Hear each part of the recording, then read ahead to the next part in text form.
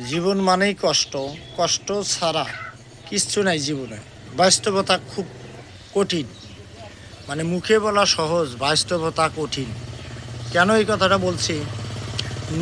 নিজেই যদি মনে করেন যে প্রতিষ্ঠিতা না করা যায়, তাহলে জীবনে কোথাও মূল্য পাবেন না। নিজের টাকা পয়সা এবং নিজেকে ইনকাম করার যোগ্যতাভাবে ওই রকম মানুষের মধ্যে তুলে ধরুন, তাহলে আপনি যেখানেই যাবেন সেখানেই সম্মান পাবেন।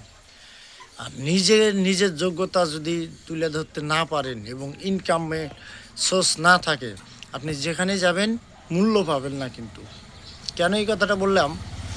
কারণটা হলো, আপনার টাকা আছে, আপনার বন্ধু বান্ধব সবাই কিন্তু পাশে পাশে ঘুরবে।